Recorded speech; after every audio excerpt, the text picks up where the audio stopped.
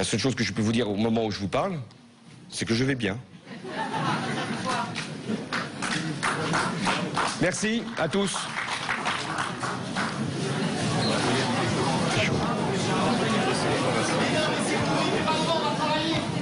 Merci.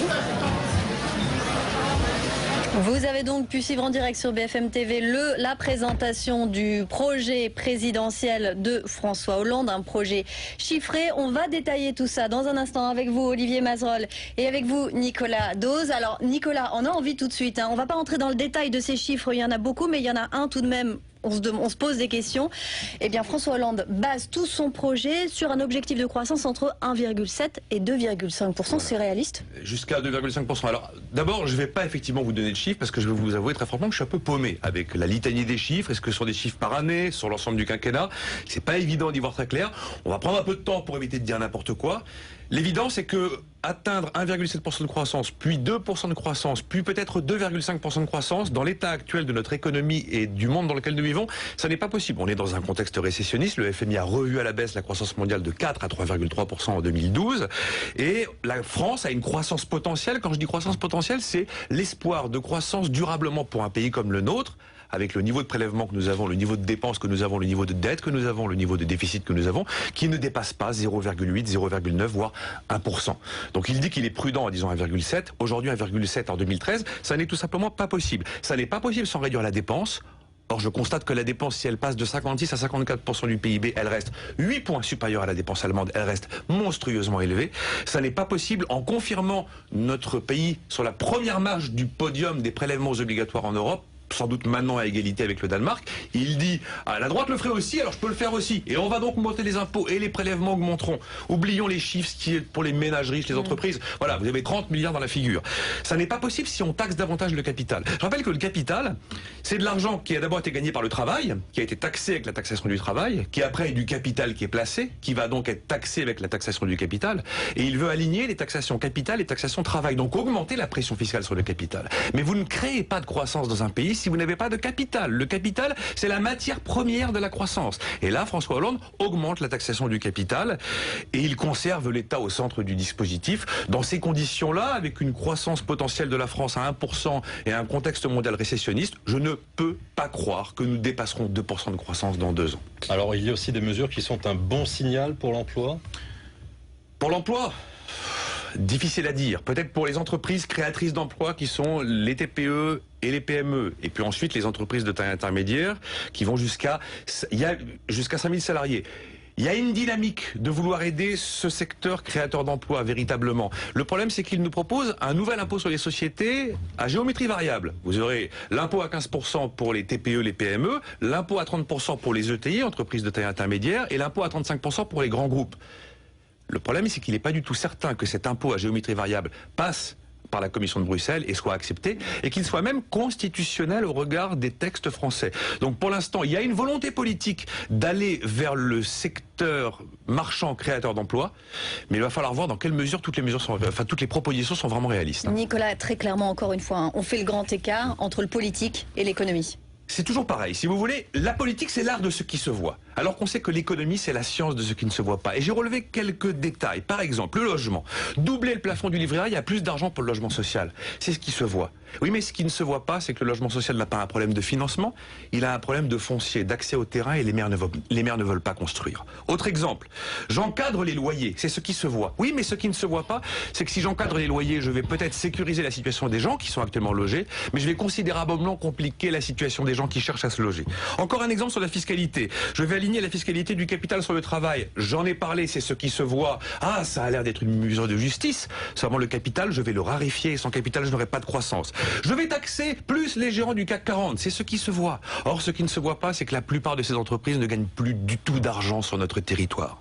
Sur la banque, je vais interdire aux banques d'aller dans les paradis fiscaux. Ah, c'est bien. Seulement, moi, je suis banquier, je vais à Londres, c'est pas un paradis fiscal, et quand je suis à Londres, après, je vais où je veux. Donc attention effectivement à cette politique qui prône l'évidence, qui prône les effets vertueux de l'évidence, alors que les effets vertueux de l'évidence seront peut-être économiquement néfastes. Malheureusement, les gens ont tendance à voter pour l'évidence. Voilà, donc on va rejoindre cette maison des métallos en direct à présent, rejoindre Apolline de Malherbe. La seule chose que je peux vous dire au moment où je vous parle, c'est que je vais bien. Merci à tous.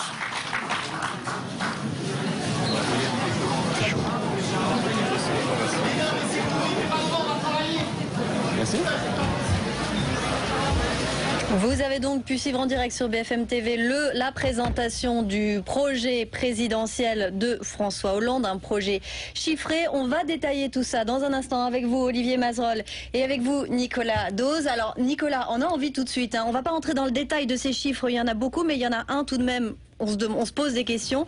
Eh bien, François Hollande base tout son projet sur un objectif de croissance entre 1,7 et 2,5%. Voilà. C'est réaliste? Jusqu'à 2,5%. Alors, d'abord, je ne vais pas effectivement vous donner de chiffres parce que je vais vous avouer très franchement que je suis un peu paumé avec la litanie des chiffres. Est-ce que ce sont des chiffres par année, sur l'ensemble du quinquennat?